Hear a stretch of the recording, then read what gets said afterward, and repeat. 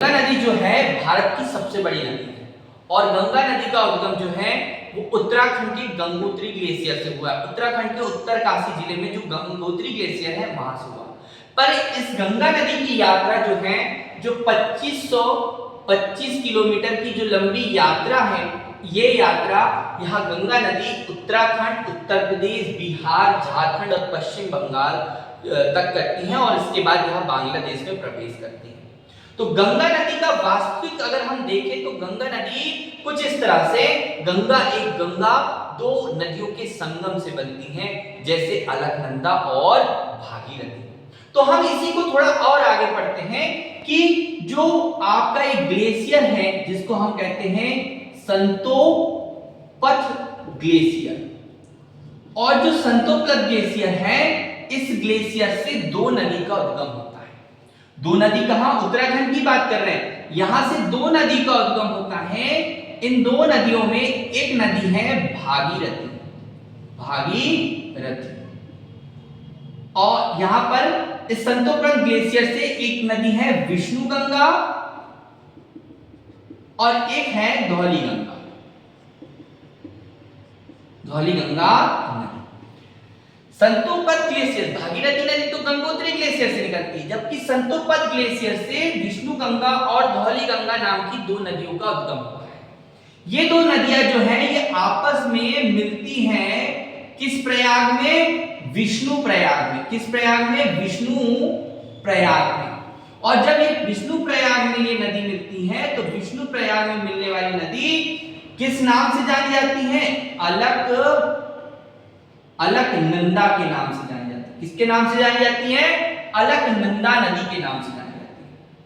तो बच्चों आपके एग्जाम में प्रश्न आएगा क्या कि सिंधु और आपकी क्या विष्णु गंगा और धौली गंगा नदी के संगम कहां होता है, तो दो नदियों का संगम को हम प्रयाग कहते हैं। तो दो नदी के संगम में यानी कि विष्णु गंगा और धौली गंगा जो है वो विष्णु प्रयाग में मिलती है और अलकनंदा जो है के नाम से वह आगे बढ़ती है। ठीक है, यहीं पर आपको मैंने बताया कि गंगोत्री ग्लेशियर से एक नदी का उद्गम होता है और वह नदी है आपकी कौन सी, आपकी भागीरथी।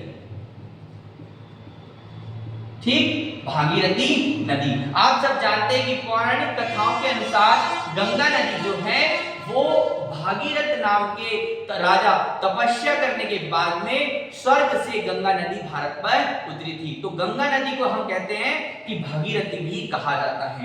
तो भागी के रथ के आगे यानी कि भागीरथी आपको ध्यान रखना है। तो गंगा नदी की ये भी एक चीज आपको ध्यान रखना है। तो अगली हम बात करते हैं अभी अलकनंदा की। अलकनंदा नदी जो है, इस अलकनंदा नदी में एक नदी आकर मिलती है नंद प्रयाग में। कहां पर, एक प्रयाग होता है नंद प्रयाग। कौन सा प्रयाग, लिख देता हूं, नंद प्रयाग। 5 प्रयाग है तो इस में आकर मिलती है नंदाकिनी नदी। कौन सी, नंदाकिनी नदी। नंदाकिनी नदी नंद प्रयाग में अलकनंदा से मिलती है। आगे बढ़ती है तो कर्ण प्रयाग आता है। कौन सा प्रयाग, कर्ण प्रयाग। कौन सा प्रयाग बेटा, कर्ण प्रयाग। और इस कर्ण प्रयाग में नदी कौन सी मिलती है, तो यहां पर पिंडर नदी आकर मिलती है। कौन सी नदी, पिंडर नदी। अलकनंदा नदी में कर्ण प्रयाग में एक नदी मिलती है जिसका नाम है पिंडर नदी। और पिंडर नदी कहां पर मिल रही है अलकनंदा से, कर्ण प्रयाग में। 3 प्रयाग होगा, पहला विष्णु प्रयाग, दूसरा नंद प्रयाग, तीसरा यहां आपका हो गया कर्ण प्रयाग। चौथे प्रयाग को देखें, एक आता है रुद्र प्रयाग। कौन सा प्रयाग, रुद्र प्रयाग। ठीक, रुद्र प्रयाग। इस रुद्र प्रयाग में कौन सी नदी आकर मिल रही है, तो रुद्र प्रयाग में नदी आकर मिल रही है मंदाकिनी नदी। कौन सी, मंदाकिनी नदी। ठीक, उसके बाद ये रुद्र प्रयाग में ये अलकनंदा के नाम से ही बह रही है, अलकनंदा के नाम से ही बह रही है। रुद्रप्रयाग में मंदाकिनी नदी मिल रही है। और बहुत इंपॉर्टेंट, ये सारी नदियां तो मिल जा रही हैं, लेकिन अब हम बात करते हैं भागीरथी। तो भागीरथी नदी जो है आगे जाकर इस नदी से एक नदी मिलती है जिसको हम कहते हैं भिलांगना, भिलांगना नदी। और जो भिलांगना नदी है बेटा, इस नदी पर एक के संगम पर एक बांध है, कौन सा? टिहरी बांध। कौन सा बांध? टिहरी बांध। ये भारत का सबसे पहला ऊंचाई पर स्थित बांध भी कह दे। टिहरी बांध जो है वो आपको सबसे ऊंचा बांध टिहरी बांध याद रखना है। ये किन दो नदियों पर है? भिलांगना और भागीरथी नदी पर है। और किस राज्य में है? तो उत्तराखंड राज्य में है। ठीक, भागीरथी नदी आगे बहती है और ये जब नदी दोनों आपस में मिलती हैं, आपस में कौन कौन सी आपस में बेटा? तो ये आपस में मिलती है क्या नाम से? तो ये आपस में मिलती है अलकनंदा, और यहां पर लिख दिया मैंने भागीरथी। ये दोनों नदी जहां मिलती हैं उस प्रयाग को कहते हैं देव प्रयाग। और जब ये दोनों नदी मिलती हैं तो ये एक नई नदी के नाम से बहती हैं, उस नदी का नाम है गंगा नदी। और आप जानते हैं कि गंगा नदी हरिद्वार से जो है मैदानी क्षेत्र में प्रवेश करती हैं। तो गंगा नदी गंगोत्री ग्लेशियर से भागीरथी के रूप में निकलती है और संतोपद ग्लेशियर से विष्णु गंगा, धौली गंगा के नाम से निकलने वाली नदी आपस में विष्णु प्रयाग में अलकनंदा से, नंदाकिनी नंद प्रयाग में नंदाकिनी से, नंद आपके पिंडर में कर्ण प्रयाग में आपकी पिंडर नदी से, अलकनंदा नदी रुद्र प्रयाग में मंदाकिनी से, और भागीरथी और अलकनंदा दोनों आपस में आपके देव प्रयाग में आकर क्या होती है? मिलती है। तो बच्चों, आपके लिए मैंने यहाँ पर गंगा नदी का एक तंत्र, जो गंगा नदी के उद्गम के बारे में बताया। साथ में हम बढ़ते हैं, जब गंगा नदी आगे बढ़ती है और आप सब जानते हैं कि यमुनोत्री ग्लेशियर से निकलने वाली यमुना नदी जो है वो इलाहाबाद या हम कह सकते हैं प्रयागराज में आकर जो है ये आपस में मिल जाती हैं। तो गंगा नदी पर अनेक बहुत सारे राज है, प्रयागराज है, संगम है, नंदाकिनी नदी वाला है ना, नंद प्रयाग, विष्णु प्रयाग, ठीक है, आपका कर्ण प्रयाग, रुद्र प्रयाग और देव प्रयाग। तो गंगा नदी की एक धारा जो है ये क्या होती है? पश्चिम बंगाल में हुगली के नाम से बहती है। किस नाम से? हुगली के नाम से, हुगली नदी के नाम से बहती है। गंगा की सहायक नदियों में राम गंगा, गंडक है ना, गग्गर, आपकी कोसी, महानंदा, ठीक है, सोन और टोन्स इसकी क्या है? ये सोन है, टोन्स है, यमुना है, राम गंगा, गंडक, कोसी, महानंदा और आपकी सोन टोन्स नदी इसकी सहायक नदी है। ठीक है, तो यह गंगा नदी है जो आपके बांग्लादेश में पद्मा के नाम से बहती है। किसमें बहती है? पद्मा के नाम से।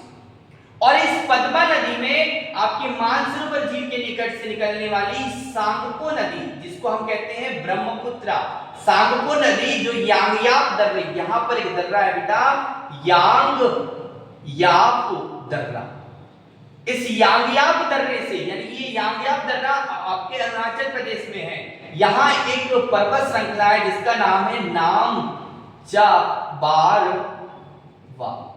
पर्वत, और इससे यांगयाप दर्रे से ये प्रवेश करती है। और जब ये प्रवेश करती है ब्रह्मपुत्र नदी, तो दिहांग के नाम से जानी जाती है। और दिहांग में दिवांग और लोहित नाम की नदी आकर मिलती है, और इसी नदी को ब्रह्मपुत्र कहा जाता है। ब्रह्मपुत्र असम में कहा जाता है। कहां पर? असम में ब्रह्मपुत्र, और दिहांग अरुणाचल प्रदेश में कहा जाता है। और यही ब्रह्मपुत्र नदी असम में बहते हुए बांग्लादेश में प्रवेश करती है, और बांग्लादेश में इसे जमुना कहा जाता है। क्या कहा जाता है? जमुना। तो ब्रह्मपुत्र नदी को बांग्लादेश में क्या कहा जाता है? जमुना कहा जाता है। दिहांग कहां कहा जाता है? अरुणाचल प्रदेश में। तिब्बत में इसे क्या कहा जाता है? तिब्बत में इसे सांगपो कहा जाता है।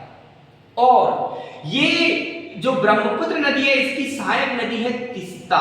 कौन सी नदी है बेटा? तीस्ता इसकी सहायक नदी है। ब्रह्मपुत्र नदी पद्मा में मिलती है, पद्मा के नाम से ही आगे बहती है। और अगर इसमें एक नदी और मिल जाती है जिसमें हम कहते हैं इसको मेघना, और मेघना नदी जो है ये आपके बांग्लादेश में बह रही है और ये नदी बाद में बंगाल की खाड़ी में जाकर मिलती है, सुंदरबन डेल्टा का निर्माण करती है, जो विश्व का सबसे बड़ा डेल्टा है। तो विश्व का सबसे बड़ा डेल्टा पश्चिम बंगाल की खाड़ी या बंगाल की खाड़ी में स्थित है, जो आपकी गंगा और ब्रह्मपुत्र नदी के संगम पर, नदी के मुहाने पर स्थित है, जो बंगाल की खाड़ी में बनता है। तो ये जो यात्रा है ये 2525 किलोमीटर की यात्रा, गंगा मैया की यात्रा है, जो आपको जीवन को तार देती है और पूरे भारत की जो है आपको देखते हैं कि भारत की जीवन रेखा है और करोड़ों लोगों का जो है जीवन निर्वाह इसी नदी के किनारे हो रहा है। और गंगा नदी एवं उसकी सहायक नदी वाला जो तंत्र है भारत का सबसे बड़ा नदी तंत्र है और यह बहुत ही उपजाऊ क्षेत्र है। अगर हम देखें तो भारत की सबसे ज्यादा जनसंख्या घनत्व तो कहीं है तो आपकी गंगा नदी के आसपास वाली उसकी सहायक नदी यानी उत्तर प्रदेश बिहार वाले क्षेत्र में आपको सबसे ज्यादा जनसंख्या घनत्व देखने को मिलता है। तो ये नदी जो है हमने आपको बताई, जिनमें अगर आप देखें कि भारत की प्रमुख नदी तंत्रों में आपके दो प्रमुख नदी तंत्र हैं, जैसे कि एक हिमालय नदी तंत्र और एक प्रायद्वीपीय नदी तंत्र। हिमालय नदी तंत्र में एक आता है सिंधु नदी तंत्र, ब्रह्मपुत्र नदी तंत्र और गंगा नदी तंत्र, जिसमें मैंने आपको ब्रह्मपुत्र और गंगा नदी के बारे में बताया। साथ में आप यहाँ पर देख सकते हैं कि जो मैंने इसमें सिंधु नदी है, सिंधु नदी जो है ये अविभाजित भारत की सबसे बड़ी नदी है, जो आपकी मानसरोवर झील से निकलती है और यहाँ लद्दाख और जास्कर श्रेणी में बहते हुए आपकी लद्दाख जास्कर में बहते हुए पाकिस्तान में जाकर कराची के निकट अरब सागर में गिर जाती है। तो सिंधु नदी आपकी कहाँ गिरती है? अरब सागर में। लगभग 2900 किलोमीटर में बहती है सिंधु नदी की सहायक नदियों में अगर देखें तो श्योक, गिलगित, जास्कर और झेलम, रावी, व्यास, सतलज इसकी सहायक नदी है। झेलम नदी आपके जम्मू कश्मीर के शेषनाग झील से निकलती है, श्रीनगर इसी नदी के किनारे है और इसकी एक महत्वपूर्ण सहायक नदी किशन गंगा है, जिस पर किशन गंगा परियोजना है। झेलम नदी को पाकिस्तान में नीलम नदी कहा जाता है। झेलम नदी भारत और पाकिस्तान की सीमा का निर्माण करती है। वहीं पर चिनाब नदी का उद्गम हिमाचल प्रदेश के बाड़ालाचा दर्रा से चंद्र और भागा के नाम से होता है, जो आपस में मिलती है और जम्मू कश्मीर में चिनाब नदी को चिनाब के नाम से जाना जाता है और वहां से ये पाकिस्तान में प्रवेश करती है। रावी नदी का उद्गम हिमाचल प्रदेश के रोहतांग दर्रे से होता है और यह नदी जो है चिनाब में जाकर आपके हिमाचल प्रदेश और पंजाब में बहती है और चिनाब में जाकर ये पाकिस्तान में मिल जाती है। वहीं पर आपकी व्यास नदी जो है, व्यास नदी का भी उद्गम जो है आपका कहां से होता है? व्यास नदी का उद्गम रोहतांग दर्रे हिमाचल प्रदेश से ही होता है और यह नदी जो है आपकी सतलज नदी में हरिके बैराज के निकट यानी कि पंजाब में मिल जाती है। लास्ट नदी सतलज नदी, इस सतलज नदी का उद्गम जो है राकसताल झील से होता है और राकसताल से होने वाली यह नदी भारत में हिमाचल प्रदेश के सिपकिले दर्रे से प्रवेश करती है और सिपकिले दर्रे से जब हिमाचल प्रदेश और पंजाब में बहती है तो यहाँ पर पंजाब हिमाचल प्रदेश में एक बहुत बड़ा बांध, भारत का सबसे ज्यादा ऊंचा गुरुत्वीय दृष्टि से बांध भावड़ा नंगल बांध स्थित है, जो सतलज नदी पर बना हुआ है। सतलज नदी जाकर आगे बढ़ती है तो इसमें चिनाब इसमें मिल जाती है और सतलज नदी जम्मू आपके पाकिस्तान में सिंधु नदी से मिलती है और कहाँ मिलती है? मिठनकोट पर मिलती है। तो यहाँ पर मैंने आपको सिंधु, गंगा और ब्रह्मपुत्र एवं उनकी सहायक नदियों के बारे में बताया। ठीक है, अब अगर हम इन्हीं की बात करें तो आपको हम आउटलाइन में बता देते हैं थोड़े से कि जो दक्षिण में प्रायद्वीपीय पठार है और इस प्रायद्वीपीय पठार में बहुत सारी नदियां आपको देखने को मिलती हैं, जो हम आगे आपको बताएंगे। पर फिर भी आप यहाँ पर देख सकते हैं कि नर्मदा नदी का उद्गम अमरकंटक से होता है। कहां से होता है? अमरकंटक से, जो पूर्व से पश्चिम दिशा में बहती हुई अर्थात विंध्याचल और सतपुड़ा के मध्य बहते हुए नर्मदा नदी भारत के पूर्व से पश्चिम दिशा में बहकर खंबात की खाड़ी में जाकर गिरती है। वहीं पर नर्मदा नदी के समानांतर एक नदी जो है सतपुड़ा पर्वत से निकलती है, जिसको हम कहते हैं ताप्ती नदी। ताप्ती नदी भी सतपुड़ा पर्वत के दक्षिण से निकलती है और सतपुड़ा और दक्कन के पठार के मध्य बहते हुए खंबात की खाड़ी में जाकर क्या हो जाती हैं, गिर जाती हैं। ताप्ती नदी के बाद यहीं का त्र्यंबक की पहाड़ी से, नासिक से एक नदी का उद्गम होता है जिसको हम कहते हैं गोदावरी नदी। कौन सी नदी बेटा? गोदावरी नदी कहते हैं। गोदावरी नदी बंगाल की खाड़ी में जाकर गिर जाती है और यह भारत की दूसरी सबसे बड़ी नदी है। भारत की पहली सबसे बड़ी नदी गंगा नदी और भारत की दूसरी सबसे बड़ी नदी गोदावरी नदी है। महाबलेश्वर से, महाराष्ट्र के महाबलेश्वर से कृष्णा नदी का उद्गम होता है। कौन सी नदी का उद्गम होता है? कृष्णा नदी का। यह भी बंगाल की खाड़ी में जाकर गिरती है। कर्नाटक के कुर्क जिले से, कौन से जिले से? कुर्क जिले से, कर्नाटक के कुर्क जिले से ब्रह्मगिरी की पहाड़ी, ये जो है यह ब्रह्मगिरी की पहाड़ी है, ये महाबलेश्वर है। और यहां पर क्या है?